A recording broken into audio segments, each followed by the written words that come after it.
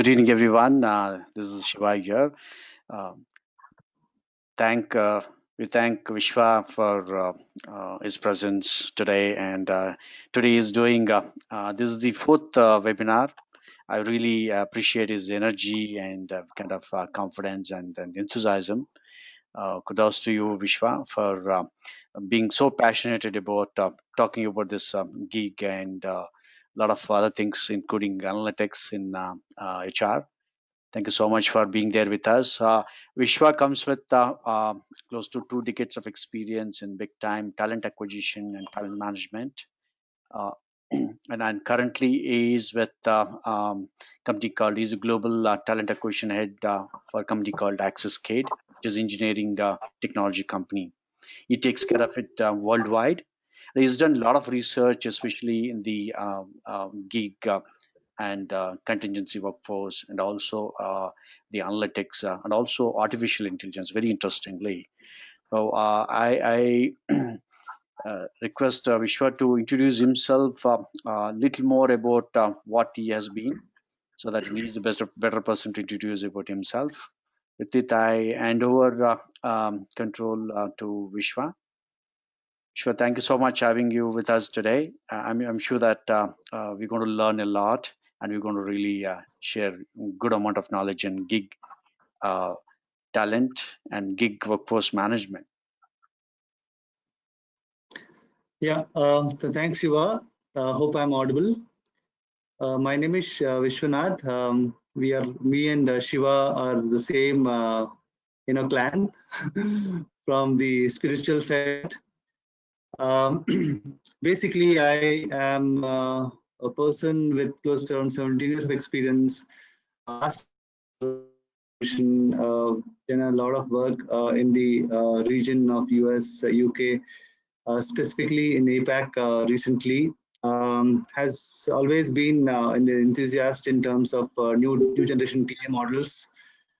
And when Shiva told that he would want to do something on gig, I said, you think I would definitely want to kind of participate. And the journey was not very easy. In terms of my work, I had extremely good managers along with me, and they've always pushed me hard to do best. And that's how I always owe a lot to my friends and my managers, and then especially Partho and Shiva has been a good friends more than mentors. And then I think the kind of journey that I am embarking with them is phenomenal. So with that, I would not want to use the video for some time, because I think I will come to video when we are doing the Q&A, right? So basically, when we are doing these kind of sessions with people with experience, there are three kinds of people, right? One, genuinely who don't know much about the topic and want to understand, right? The second category of people are those people who have some understanding, but yes, they always feel that I am missing something, and let me kind of come into this kind of a webinar. The third kind of people, interesting category of people, and I've always liked this kind of people. They know a lot, but the intention of this webinar is to understand what is the knowledge of the trainer or the person who is doing this webinar, right? So let's understand this, right? So these are all emerging tools, technologies, or processes, right? With the experience, I think we are talking about around 12 people. The overall experience of the 12 people is much higher than my experience. So we need to understand that each one will come with their own perspectives, right? With that, let me start. Right, so I saw this quote somewhere, and I wanted to read this out. Earn a living by living the life that you want, right? So gig worker, in one word, according to me, is doing what you like and still getting paid, right? At a very, very high level. Let's go to the next slide. I would say let's understand gig worker from industry perspective. Vishwa, you need to yes. enable your slide. Share. Can you see the screen now? No. Not yet. Yeah, even I'm not able to see it. It's just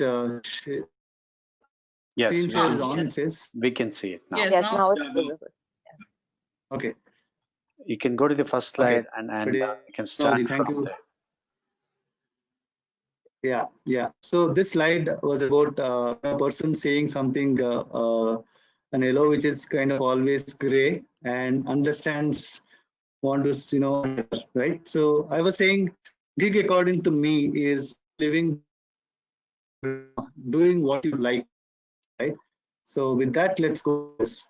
So let's understand gig from a industry and an individual perspective. Let's understand from individual perspective, right? So I know most of you are from talent acquisition domain or workforce management domain and all that. You always have come across two kind of people. One is full-time employees and one is contract or contingent workforce, right? So the gig workers are actually somewhere. It is if one is full-time and zero is a contract worker. It is something coming somewhere in between. So understand from that point of view, right? So let's understand from individual point of view. So individuals are, those are the gig workers who are doing what they like at their own pace, doing virtually, and they're enabling revenue for themselves, and they can actually work with multiple companies. Let us talk about IP and data security for some time later, but that is what from an individual point of view. For a company, you actually can get a person for a less cost, right? Quality, because they are multiply, they're working with multiple companies, they have acquired a lot of knowledge and all that stuff. On demand, they are available on demand whenever you want, unlike typical people like contingent workforce or FTEs who take a lot of time to join and all that. And those terms are pretty easy terms. And I say contractual terms, we'll spend a little more time on that, right? So let us understand the dimensions of the gig workforce, right? So before even a company would want to go to gig kind of a thing, I will spend a little more time on the maturity model also. You need to understand what is the kind of work, right? And who does this work and where it is done and what are the skills. If you understand these four dimensions, I think you will understand gig workforce better, right? And there are a lot of research papers which said that millennials and Gen Z workers are actually interested. Today, if you ask me, I come from a different generation altogether. We don't want to mention the generation for various reasons, but given a chance, I would also want to be a gig worker. Why not, right?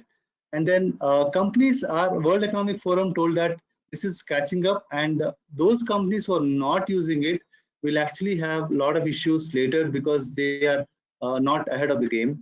And last but not the least, companies are already saying that 30% of the companies are already using this model, which means that people understood this model, they're able to understand how it works, and they're able to manage that in such a way that the results are happening for them, right?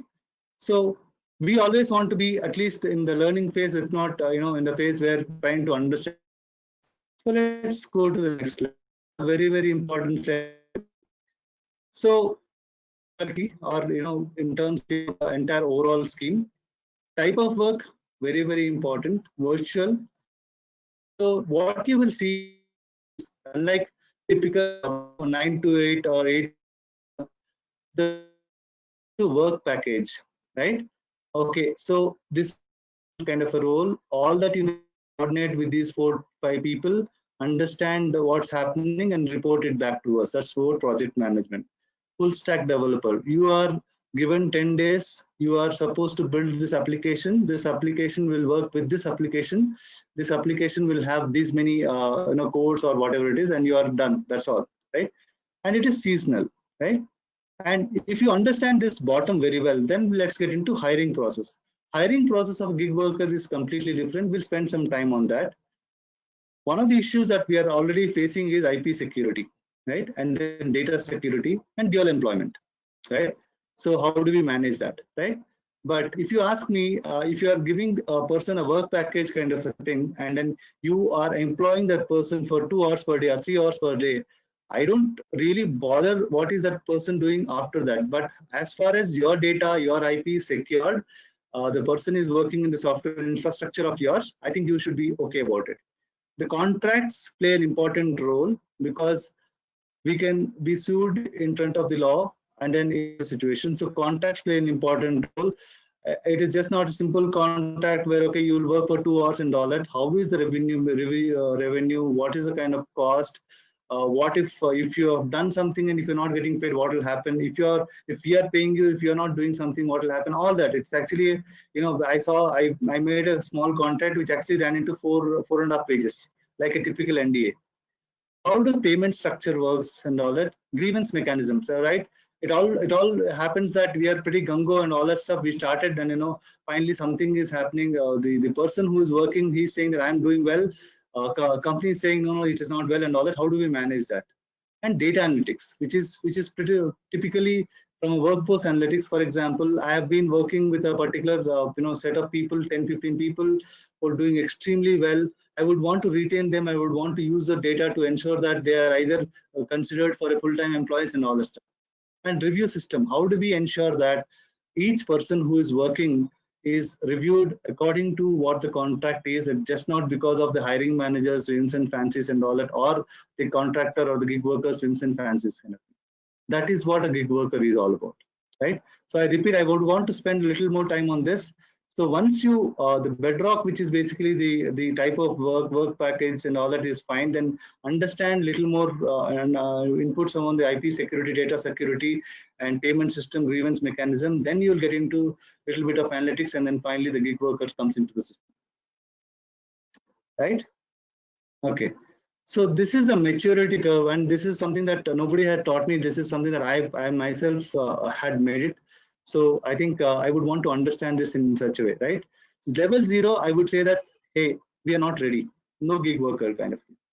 And level 1, they'll become an experimental, right? So what happens is a corporate A, right? I'm just taking an example of a company A. They would start seeing that, okay, hey, my competitor has started using that. Why don't I do that, right? Then there's not something that which cannot be kind of, which is not something that, they'll have a problem kind of thing. Then they'll get into understanding mode. When they get into understanding mode, then they will have FTE plus consultants and then gig workers at a different distinct kind of thing. And they will have a good awareness. What will happen is when they have good awareness, we all spoke about a concept of gig workers coming at a lesser cost, at a more premium quality. I would want to hire more gig workers and then less contingent workforce, and then I would want to have liability of the company lesser. And some companies, most of the companies do not add gig workers into the payroll of the company, and some companies do because of their own primary issue of law and all that stuff. And the payments which are made are done to a company, which is, for example, I can the entire contracts. They would want to work with those 50, 60, 70 people who are working with you. You pay them. You don't need to get into too much of payment issues and all that with them. You are only working with one vendor, right? The moment when they have good adoption, they realize and they, okay, fine, this is something which is working, and they become a fit size organization. When I say fit size organization, you would have heard about fat, fit, and good size organization, right? So you would have seen a lot of layoffs and all that, and companies are hiring big time, and suddenly 2 months, 3 months later, companies will fire them, right? So that is not, according to me, a good organization. It's maybe a fat organization or not a fit organization. So a fit organization is a channel or a compensation where there is a context of gig workers, context of contingent workers and FTEs in such a way that the supply is always there and it has a good workforce analytics. When I say good workforce analytics, it is completely right. Let's understand how do we set this up. Now, okay, let's understand this little better. So first, assess the landscape. So for example, you would want to hire, right? Full stack developers available on gig. Python developers, they're available for gig. In data science available for gig, right? But that is on software and all that. But you will not believe. I was actually reading an article where they said that HR heads are available on gig, right? Competition heads are available on, recruiters are available on gig. So which means that are actually also there. role of gig. Please be very, very clear. In the description of an FT, you can say person comes into your office and discuss. This cannot happen. There is no same material in at all. So you have those this thing. And industrialization, right? So you will have a lot of these that will not work. Pace, it will not work and all that. Hiring managers are not sensitive about it. In fact, hiring managers are avoiding taking an interview on a video call because they always feel that that personal, face-to-face interview is required. So we will have a lot of things there. Unless and until you do these three steps, you do not want to get into the gig and then get into a disaster mode and then you finally say that okay, for my company it is not working. Then market preparedness. For example, yes, I'm ready, but I would want to hire somebody, but market doesn't have that skill. So you would want to hire those skills which you wanted to hire, and then also look at the internal sensitivity kind of thing. Contracts, very, very important. Everything related to the contract has to come into picture, right from working hours, right from what happens if there is a legal issue, IP issue, and all that stuff. Offer and review mechanism, payment mechanism, and lessons learned, right? And there are times when you figured out that you want to do some gig with one particular skill, right? And you figured out that that's not working, and then you don't want to do the same mistake again. Maybe you want to do something else, right? I repeat: assess the talent, understand the role of gig, internal sensitization, market preparedness, IP, offer and review mechanism, payment learned. Let's understand. For example, Forbes has always been sharing inputs that this is the future and we need to look at it, saying that by 2030, 80% of them will be gig workforce. I don't know where this data has come, but I'm seeing that at least 30-40% of the data is true, right?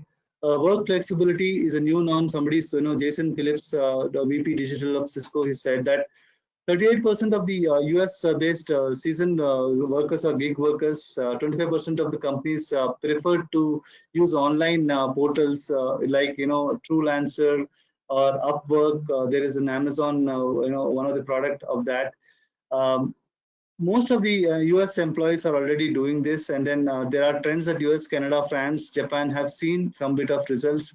Um, there is a steady decline of 9 to 5 work pattern because people would want to work. People are understanding the work better, and they would want to complete the work within the 24 hours. It's not the 9 to 5 kind of work kind of right. So they have their own passion, they have their own hobbies and all that. They would want to live the life full, so that they also want to ensure that it is done and not 9 to 5 kind of thing, right? Uh, as I said, Upwork, Fiverr, Noble House, LinkedIn, these are the platforms who are actually enabling this kind of thing. The reason I added this additional input is that if somebody wants to do this right from tomorrow, I think you also need to be equipped with this data about, okay, these are the platforms, this is the kind of landscape, this is the process, this is how we have to set it up and all that stuff. Let's understand which are the sectors, and this is a primary opinion of me and some of those people who are part of this research. I saw IT sector adoption rates are high. They are seeing it. Functional skills, as I said, HR, finance, and in fact, day before yesterday, I saw a virtual CFO role. This person is working for 6 different companies as a CFO. You can understand what's happening there, right? Then ITS sector, we need a lot of hardware kind of a thing and all this stuff. It is in an initial phase. Pharma, healthcare, tech, yes, it is an initial phase, but if it is manufacturing and construction, I think it is obvious that it may not be, right? But yes, in a technology and environment, if somebody is designing a 4-story building, it can be done through gig. But if somebody has to really construct that or maybe physically look at the design and all that, that may not happen. But IT and ITS sector along with functional sectors have seen some growth, and some companies have already started adopting this. Key challenges, understanding this model. So what is happening, like, Partha and Shiva will agree, right? So AI, let's take an example of AI, right? Before even understanding it, people are saying, no, it doesn't work. No, AI is very futuristic. It is just on paper and all that, right? So there are a lot of people you will come across. They'll say, no, it doesn't work. I need a 9 to 5 kind of thing. Adoption rate, as I spoke about. Policies and procedures. Your current policies and procedures will actually have to change because of the Greek worker kind of thing. How will you manage dual employment? How will you enable, or how will you ensure that IP security and all it is taken care, right? And as I said, fit, fat, right organizations is a key challenge. Way ahead, as I said, sharing. We always saw that cab guy is actually a gig worker, right? So if that is happening to the person and he's governed by a software, why can't we do that, right? So we need to look at that to kind of combat the first question that I was talking about. Companies like Oyo, Bharti, Mercer, Unilever, these are all people who have posted those positions in these platforms, and then they are able to convert those people into gig workers, and they are actually making those people to work for them. Which means some of the companies, like for example, if Axis Bank is actually doing this kind of work, then an HDFC Bank or an ICICI Bank, which is not listed here for various reasons, I don't think so they will have an issue to even at least see their model and how does it work, kind of thing, right? As I said, restructuring their policies and hierarchies has to be there. And the software infrastructure, which is more like a typical single sign-on and all that stuff, how do you ensure that when the person gets into your own, system, how do you ensure that doesn't actually show or maybe have an issue of an IP kind of thing and dual employment, right? So some companies are worried about dual employment, provided the person is always working for you, maybe 8-10 hours per day. If he's working, then I think he or she is working. Then I think it is a fair expectation that you should not have this person working for other organization. But yes, if somebody is working for 2 to 3 hours per day, I don't think so they will have an issue. But at the same time, how do you ensure that the IP is secured and then the person is not sharing the data with others has to be a problem statement of the company. Okay, so this is my last slide.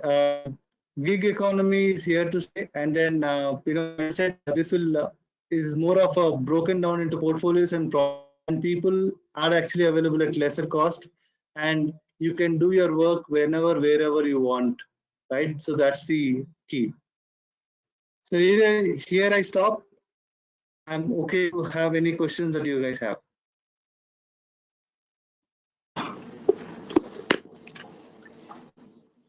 Shiv, whenever you said we can go ahead, I can kind of voice it out. Will that be okay?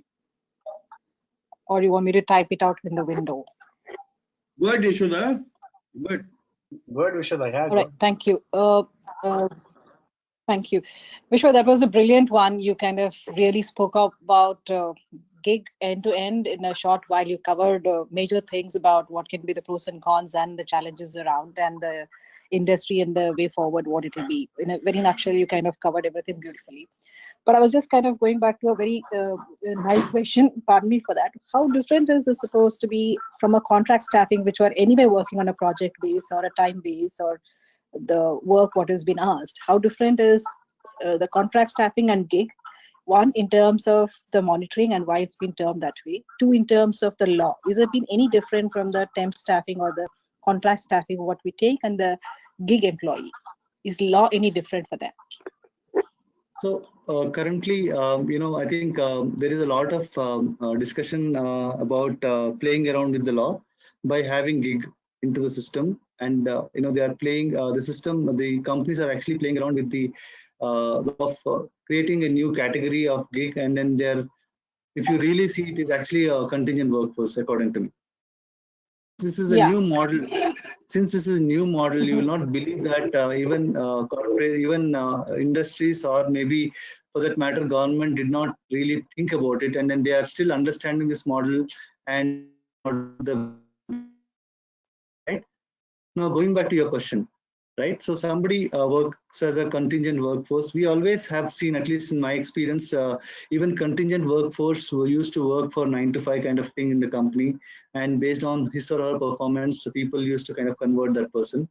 So with this gig worker kind of concept, and then this work package distribution kind of a concept, you would not. So there are times when you estimate a work, but it is actually lesser than the kind of skill, right? And then more importantly, the point of having more talented person, you would actually end up paying lesser compensation to the person, because the person will actually do it in a lesser time, right? Instead of hiring a contingent workforce who is actually tied to you for 8 hours, you can actually talk about hiring somebody who's little more talented, and then you can actually pay him only for 4 hours, and you can save that the cost for you.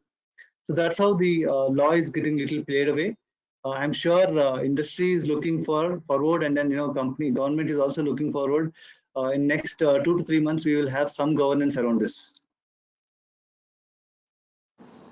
Thanks, Vishwa. But can I take a clue from the answer of what you said and pick up the next question, if in case, I would like to kind of give chance for others to speak. But you very rightly, you said estimate work. But given whatever is the situation, the scope of work has not been so well defined in our Indian things. We say, okay, itna karna hai, but once you pick up the projects, so wo bhi karna hai, ye bhi karna hai, it usually happens that way.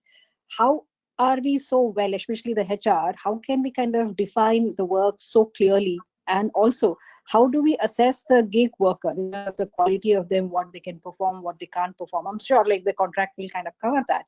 But it, or like, how can we help the business to assess this particular kind of gig workers? So I think my answer is in the head, ma'am. If you really see, my answers are very, very vague, or my understanding is very, very vague when I am actually in the initial stages. So slowly I'll understand this model. Slowly I'll understand the the technology, and slowly I'll understand the industry, and then also understand the industry kind of thing, what's happening and all that.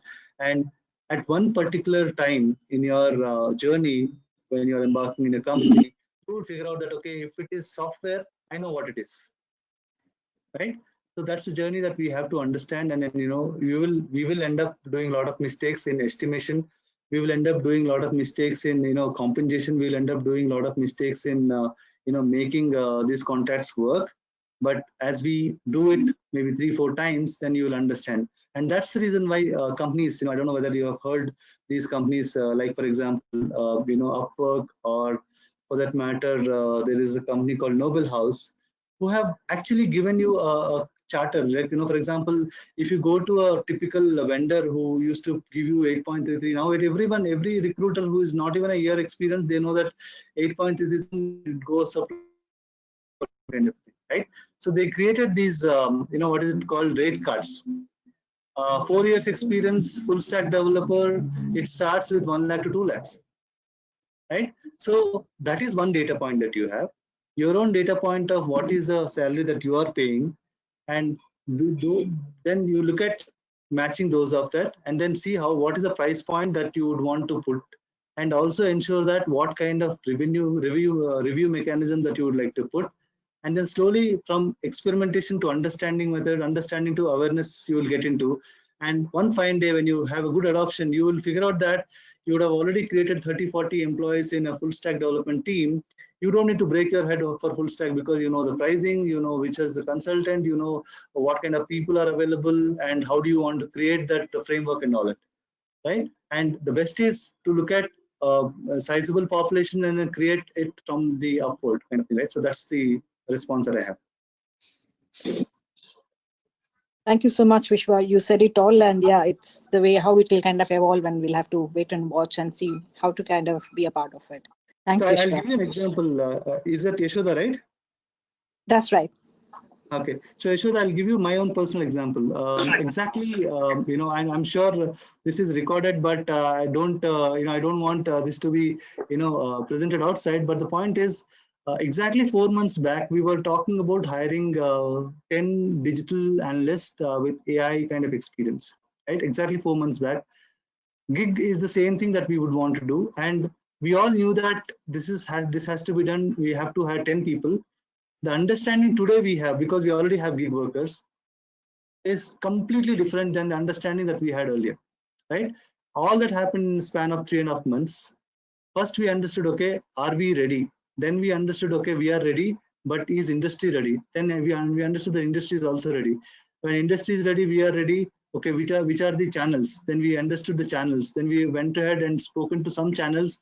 Obviously, cost is getting involved, so we went ahead and spoken to some channels which are low cost but highly effective. Then we understand the talent landscape. Then we started hiring. When we started hiring, we got into contract management. We had to look at least 16 to 17 company contracts, obviously research, to see what should be the contract that should come in. And since we are a listed company, we had to add our own listed entity kind of valuation, the points into that contract. Then we actually made that contract. The person is actually in, and then they're working today. and it's absolutely seamless. Tomorrow there is a gig worker, I can actually do it in half a day. I can onboard that person in half a day. Maybe it may not happen with a lawyer. If I have to, somebody has to tell me that you have to hire 4 recruiters, maybe it will take 2 days, but the entire framework is created. That is how the TA guys are looking at today, right? So I was talking to my previous company and I gave this idea to them and they started, I think they have implemented this. They wanted 16 to 17 people in Java full stack, and this is a project they have to get completed, and they cannot wait for 3 months. I said, why don't you go get into gig worker kind of a thing? And they hired those people, and as soon as they started hiring the additional people, they started laying off these people. Right? So your work cannot hamper, and that's the context that you should be looking at. And as a TA head, what's the best when the hiring manager says that I got what I wanted at the cost what I wanted at the time what I wanted. Thanks, Vishwa. That was a brilliant illustration, and any layman can understand it. Thank you once again. Hi, Vishwa. I have a question. How would the gig worker position himself? Position himself as a I didn't understand. Let's say, how would if somebody wants to move from a full-timer to a gig worker kind of a thing, then how would the project, or how would they let know the market that this is what I would be ready for? Okay, there are, see, I don't want to kind of take some names and then start branding them for various reasons. There are some platforms, Srividya, today as we speak. These platforms allow you to, simple, I'll just use the word Naukri, right? But Naukri is not the right answer here. Let's use the word called Toolanswer, right?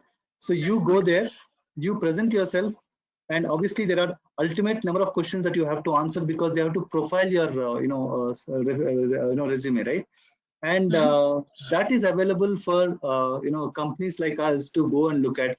And the moment when I say that I'm looking for a data analyst of experience in our Python and all that, I would come up with 150 people who are already ready for joining me. And Upwork or Toolanswer would have done some bit of basic research on whether the person is ready or not. Then I can go ahead and quote my INR value, that this is the minimum, this is the maximum, right? And people bid for this. So they say, okay, for example, Vishwanadh, Srividya, Ishoda, Shiva, all of them we bid, right? Once we bid, the application comes to the talent acquisition team, and I know the bid, I know the value that I'm paying this person. I also know the resume, right? Now it's about discussion and interviewing and finalizing the contract offer or whatever it is, the gig offer, and getting it done. And the best part is, you don't need to see that person. Obviously, some companies would want to see that person in person and do all that stuff, right? And we have video proctoring technology to enable impersonation and all that stuff. The person will work on his or her own laptop. If you as a company would want to give, it's great. But otherwise, they are okay to work in his or her own laptop. You don't need to pay anything apart from the salary that is fixed for him, right? And there is a review mechanism which happens every month. So it's an invoice kind of a payment. So the invoice comes to the manager in an electronic way. The manager reviews that invoice and says that, okay, this person has worked for 4 hours per week, which means he was, in an entire month he's worked, and he deserves the package that was confined to him. We pay that, and then there's obviously the legal this thing of 7.5, 10% depending upon. We pay that person, directly gets into the bank account of the individual. So simple answer is, there are platforms available. You have to go register there, and then people will ask you the question that, okay, this is what my pay and all, and then the system intuitively will give you the response, and then you can contact those people and just go ahead and hire them. The other way of looking at is, you don't want to work with 10 different to 15 different companies, individuals and all that. There are companies who work like an aggregator, right? I'm using another company name, Noble House. So I will say that, boss, these are 10 positions that I have. I don't know what you will do. The responsibility of the person is to go publish those positions, get those resumes, and obviously the cost is anyway, embedded in the whole context. and they actually charge you 5 or 10% depending upon the entire valuation. They source free of cost, but at the same time they charge, if it is a 1 lakh kind of an INR value per month, they charge 1 lakh 5,000 rupees, and then 5,000 or 10,000 is their commission, and then 1 lakh is given to the individual. You don't need to worry about the compliance and all that stuff. Okay. Thanks so much. What? Hi, Vishwa. Hi. Sorry. Hi, thank you so much. So I had one question. You said one is on this gig workers, right? So I wanted to know performance. When you say how do we measure them, would it be very similar to what we measure our contractors or employees? Because interview process and all, we are following the same. So should there be any segregation or division or differentiation between the performance review for the gig workers or the contractors, which you have done in past, or what we can do?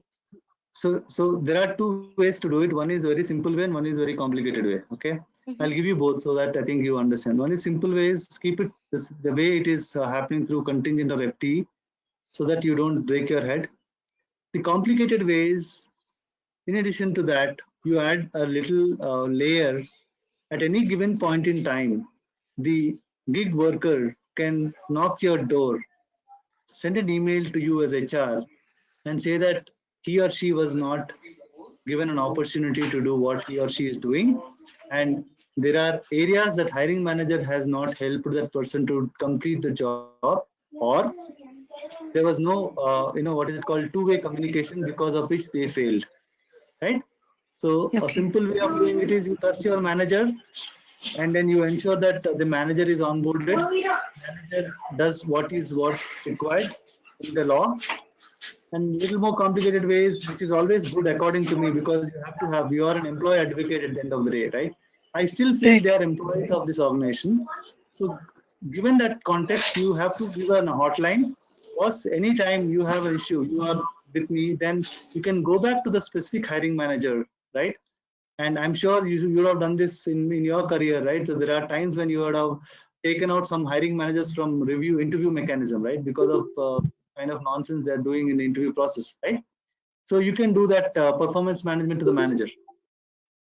Okay, thank you. And I had one more question is, since I have started using these gig sites, right, to get candidates. So there is one which I see that, the candidate profile, what is uploaded on these sites like Upwork and versus what has been on LinkedIn are two total different sites. The job roles don't match. Or how do we even ensure that the person who is, applying or interested in working for us is the same person who would continue to work? Because I had such experience where the profiles were not matching, and then I realized I'm talking to, the profile is different and I'm talking to somebody else. So that issue is also there with your full-time employees, no, Trupti? Yes, but at least you have that you're meeting that person in person specifically. Then add that in-person meeting or whatever it is. See, I'll tell you what. You are enabler.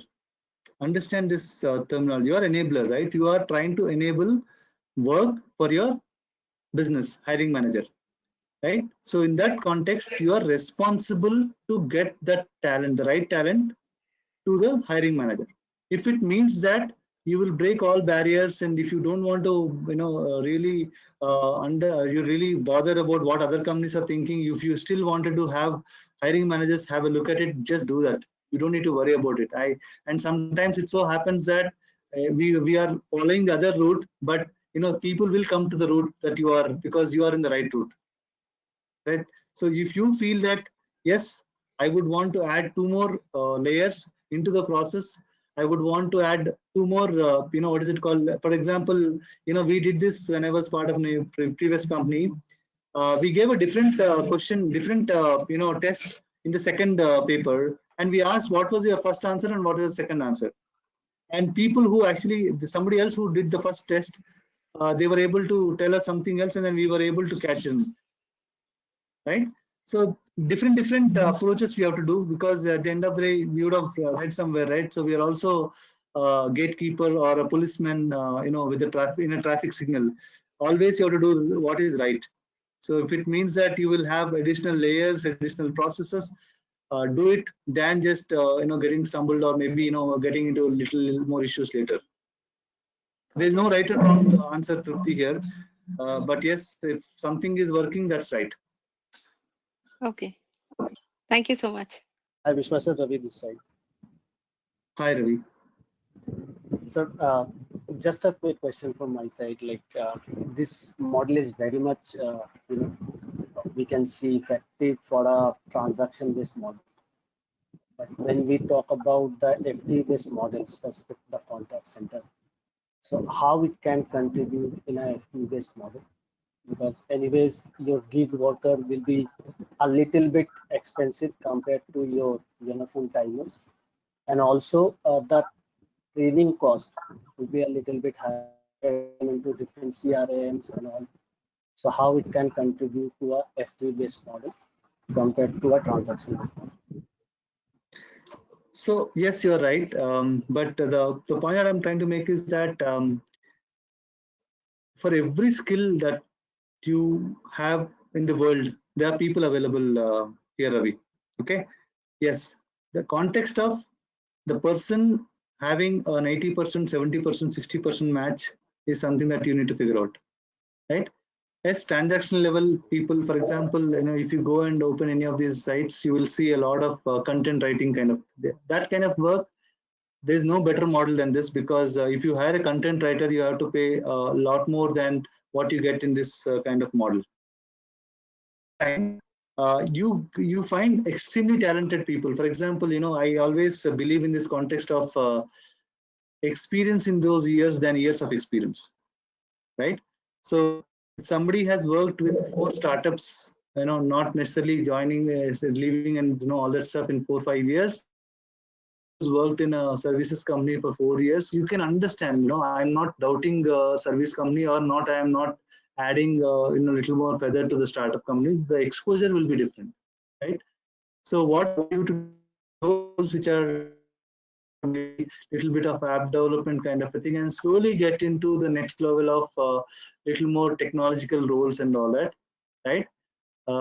When for example, I said there are companies who are already using it for the skill that you are trying to hire, which means that they have found a way. So we need to understand, okay, what is that? How is that they are doing it? So is the channel that I'm seeing is the same channel that they are seeing, or they are seeing something else, right? Is the process that I'm following is the same process that the other companies also following? You need to look at and slowly get into a comfort zone of hiring something little niche. Start slow, but as I think you will find something good as we speak, and I think in 6 to 8 months you will have a good number of people in the skill that you were always thinking that is difficult already hired in your company as gig workers. It's a journey that you have to embark on. You have to learn each and everything from your mistakes, from most importantly from others' mistakes, and then a good amount of network and connectivity with industry folks who are in the same industry and what is that they are doing, and then just do something in addition to what they are doing, so that you get the cream of people. Thank you, sir.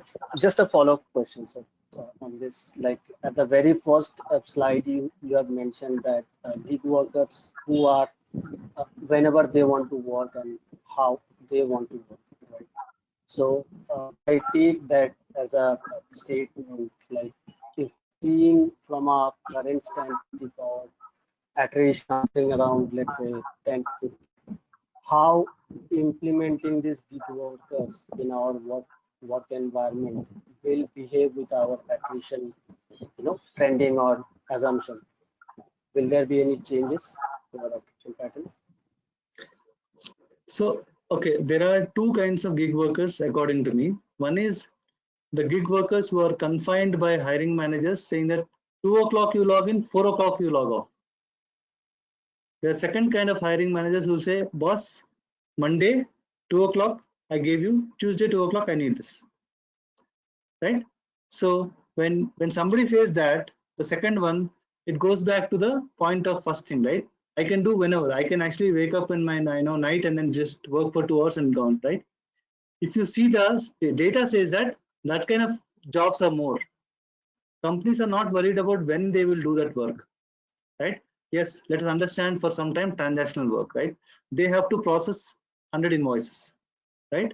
So anyway, that's a business day. They process now or tomorrow, it will come tomorrow only, right? So that's that leverage we can do.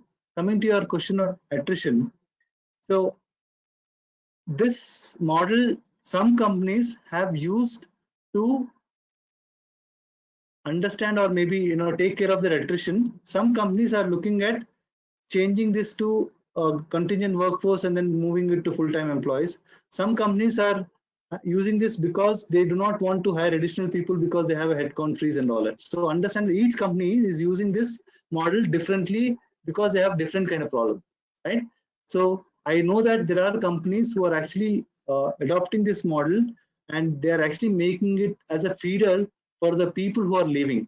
In fact, I'll give you an example of a company. Whenever there is a whenever there is a person who's leaving, there's a month or 2 months kind of a transition period. They're bringing this gig workers. They're evaluating the entire work package and all that stuff, and then either they're actually having the worker additional time so that you don't need to hire for some time, or maybe until the person is hired, they're using this gig worker so that the work is completely done, right?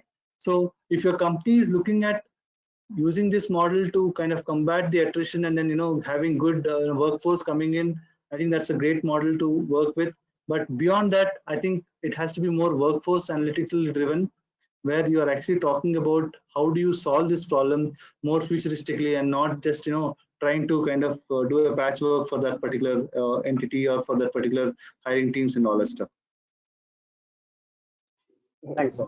Ravi, for your kind of company to beat the attrition, right? Gig model is the right model if you look at it. This can help you building ecosystem, and this will be a game changer. You got to fit it right. You may try, you may explore, trial and error initially, and as Vishwa shown that the maturity ladders, right? You need to get to the maturity ladder to fit the right model. Otherwise, organizations or even clients will also see that, like this doesn't work. You need to fit the right way. This will be a great game changer to beat attrition in your organization, especially for your kind of organization. We'll talk about it, and probably you can take up some projects on that. Yes, sir, absolutely. Thank you, Vishwa, sir. Thank you. My pleasure. Any other questions for Vishwa?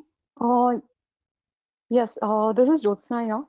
Vishwa, I had a question, rather two questions I have. So my first one is like, do these gig workers, are they entitled to, or do they have the same privileges that, kind of go to employees, like in terms of maybe, getting leaves, or maybe some minimum wages?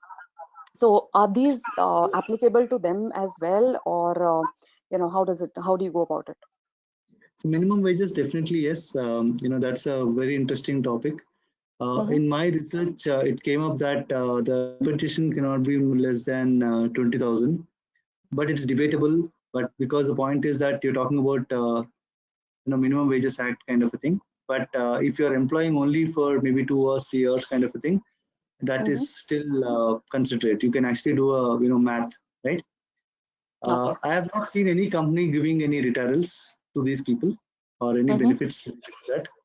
And I've also not seen any benefits in terms of leaves given to these people. But yes, few companies in my research, when I understood, it's more of a 9 to 5 kind of work that they are doing. So they are actually giving one leave per month, and this is billed in addition to their this thing, right? So it's like you are billing for so many hours for one particular day in a month. You bill, but you don't work. It's kind of a questioning to that people. So as I said, the contract plays an important role here, and I also said that government has not, and I'm sure as we speak, I think there are some regulations which come into picture, and that's the reason why you will see that companies are utilizing this or using this model left, right, center. I would always urge you to kind of ensure that at least 70-80% of this contract should actually reflect your contingent workforce, if not more than that, and add little more privilege on your IP and internet security and other things, so that you are, at the end of the day, the IP is not lost. You might be saving some INR value or a dollar value, but by hiring gig workers, but you've actually got a stolen IP, which is more costlier. So you need to have little more this thing. And the best part is the entire company will come and ask you, because you have created it. So you need to be very, very careful when you're creating those contracts. Right. Okay. Thanks. I think that yeah, you've answered it well. And like my second question was like, I mean, it's the norm. Like, suppose there's a gig worker, okay, and he's been with the organization for a fairly long period of time. Okay, so I mean, as the relationship goes ahead, in the like you keep renewing it, and this person kind of is there with you for a very long time. I mean, it may not happen now, but there could be chances that there's a lot of drift between the original the kind of work that he used to give or the output that he used to give, and then now, because it kind of becomes like, okay, I've been taken for granted, and I've been with this organization for a very, very long time. So like in those cases, like how do you go about it? So I'll tell you one interesting terminology, right? So this gig worker concept only, Shiva and Partha, you should tell me when exactly this was coined. But this basically is no different than your contingent workforce, according to me. It's a small change or a slightly changed kind of thing, right? Now, that is where the performance management system should come into picture. Yes, you have employed this person for a year. Yes, you are supposed to work at a compensation, but you are actually increasing your compensation to your FTE and then contingent workforce. Why not gig workers? So be a good organization. That's where I said I think you complicate a little better, but I think it'll help you. That is where you actually start understanding that there is some context of the cost value of life in a country, in a city, and all that stuff. And you cannot be giving the same kind of compensation year on year.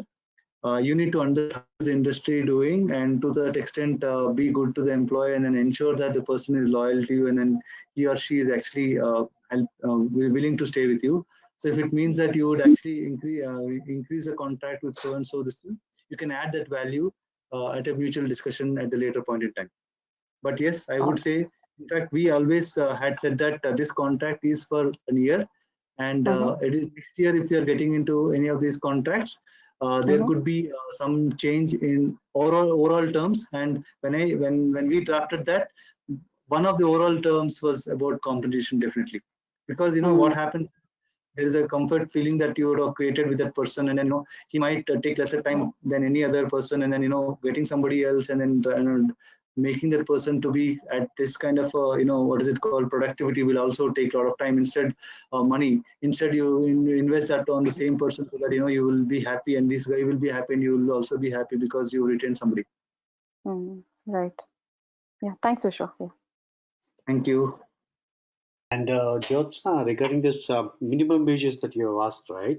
See, it will be applicable in case of blue-collared employees, right? So, for example, when I was in Sodexo, we tried to fit 30% of gig and contingent workforce, okay, with the FTEs. Initially, like, it was not accepted by the client, and also by the vertical heads and management. Later, second year, when we tried doing it, and when we shown them the revenue, which we saved, also like kind of attrition, a substitute. That's when they were able to get some confidence in the model. And third year, it was a successful model. So of course, minimum wages is required if a person works for half a day. We had that no 1 hour or 2 hour. So either you work for half a day or a full day. That's all. So because it's not per hour billing, right? So it's half a day. We had fixed up some kind of salary, which is again equivalent to the minimum wages. All right. Sure. Thanks, Shiva. Vishnu, as you were mentioning, this word gig started, I think, in the early part of 1900s, in the realm of jazz music. It was actually created by jazz club musicians, where individuals used to have greater work flexibility, but without the benefits of the employed. Okay, so that's where it comes from, and it hasn't changed much in terms of the way. Thanks, Santosh. So that's pretty much. Any more questions, team? It was lovely talking to all of you.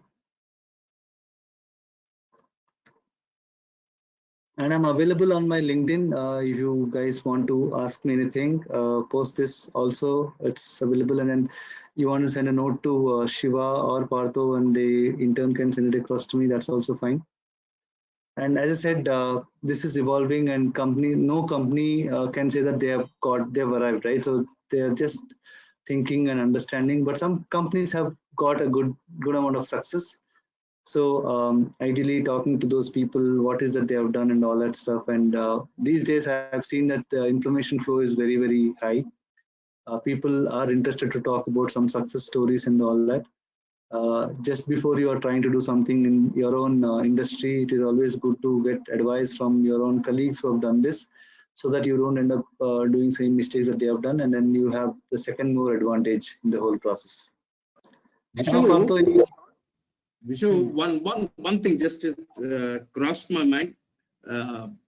IT. We are part of the IT world. So, other than IT, which is the biggest gig workforce user? Any idea? I think most of these delivery guys are on gig. We know that. Amazons and all that. And then I saw that. Reading about an article on Ola, and these drivers are on that gig. So see, that's what I said. So this model, part of what happened is, while this model was there, this I think saw some kind of prominence now. And you will not believe, there was a research paper which said that a lot of people who are Gen X and Gen Y, who for various reasons they lost job or they are not in job currently, they are actually adding to the gig workforce today. True. Right? True. So baby boomers and all that, there are some people who would want to give consulting advice. They are actually coming into it. And the best part is companies are also interested to hire those people for a consulting work, because they come with a lot of experience, and then the cost that they have to pay is much lower. Right. And I've also seen that one of these research papers said that it's always good to kind of hire somebody and get the job, and then later you can get the neck of that person, because he or she has done that work, right? So being it commercial agreements and all that stuff, you always want a person who has done that work earlier, so that you don't make that mistake. So I think yes, there's a lot focus happening. I'm seeing a lot of work force in testing area in software. Most of them are gig workers today, and those people now, I think the ITS industry now has little more transformed. And then earlier they used to have a lot of this hardware and all that. Now they have created a cloud-based systems and all that, and then entire routing the calls is happening to their mobile phones and then their desktops sitting where they are.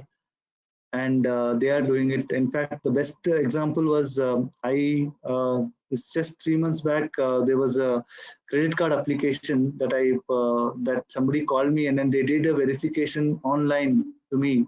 And when I spoke to the guy, the reason I'm asking, they're saying this is a very interesting story. When I said that, he said he is actually a gig worker. He has been given this platform for the 2 hours login. All that he has to do is verify those 10 documents, talk to those people on video Zoom, show those KYC documents, verify with that application, and then push it to the next level. And he's a gig worker. Vast. And it is hit the entire community, I guess. Yeah. Everyone in their own way. Great. That is here to stay, and I'm sure companies who adopt this, no, I think companies should actually take a very measurable way of doing it, not just, somebody is doing it, so let me also do it. But at the same time, if you are very, very late, then I think you will actually lose a lot of that. So that's the only challenge. Being aware, and then it's better than, just waiting and watching. Sure. So thank you again. Thanks Shiva and Partho for giving me this opportunity. Srividya helped me a bit in terms of some research. So thanks Srividya. And happy to do these kind of things or any other topic. And in fact, AI is one more topic. Shiva and Partho, let's target something. I think that's one of the passionate items. Let's do that. I think, Vishu, the plan is to, just before we start this people analytics program, we'll do one where we'll talk about AI and its importance and use HR. Okay, so that's how we will go towards people analytics and predictive analytics as well, right? Yeah, bang on. Yeah, so we'll do that. And other people, GWFM, apart from the workforce management courses, we are also launching a series of HR related programs, which the first one will be on people analytics. It is slated to be a 6 weeks validity program with 60 hours of total, course duration.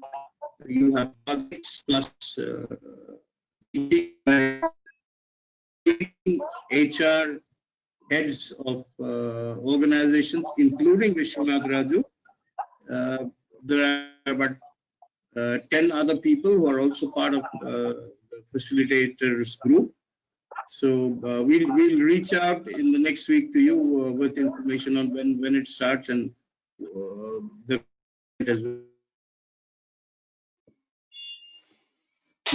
Hope to see you join in case you are fascinated and have a use for people analytics in your job function right now. And thanks, Partho.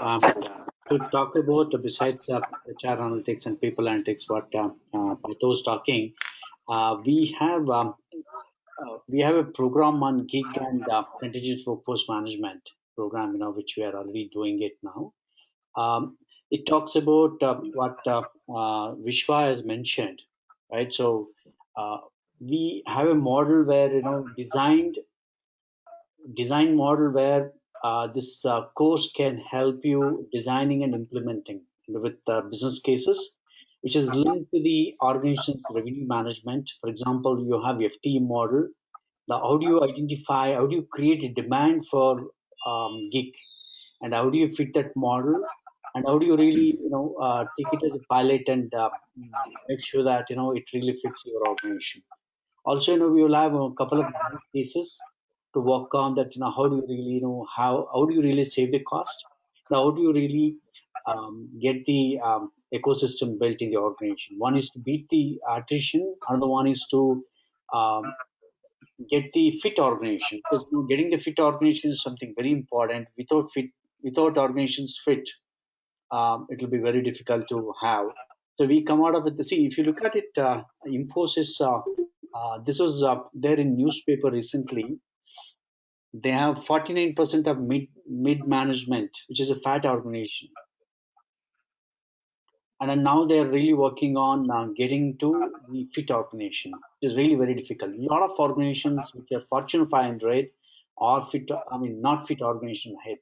So now pandemic has really taught a big lesson how they can be a fit organization.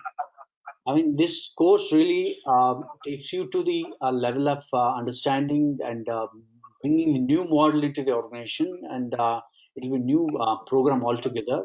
And no courses offered in this as of now. We're the first one to launch, and we have got very good business cases, inbuilt in this. Any of you not part of the program, can catch up with me offline. We can talk about it. Any more questions for Vishwa? I think that's Thanks about for it. asking, Shiv, but I think I will take it up on one-on-one with him or you. He Sure. spoke about a research which I was a little inclined towards, but I think I'll take it on one-on-one and kind of take it to a little more awareness of what is it supposed to be. Thanks. Sure. Great. Thanks, Vishwa, for your time. Really appreciate. Yeah, Vijay, you have a question? I was just wanting to thank him and you and Partha as well. So that's it. Okay. Great, Vijay. Thanks. Thank you. Thanks, Vishwa, for your presence. And we will share the presentation with these people. And also I'll share the video once it is up. Okay. Thank you. Thank you so much for all of you joined here. Thank you so much. Thank you. Thank you so much, everyone. Thank you so much, Vishwa. And Shri, thank you so much for the support. Thank you. Anytime, Partha. Thank you. Thanks, Vishwa. Thanks, Shivu.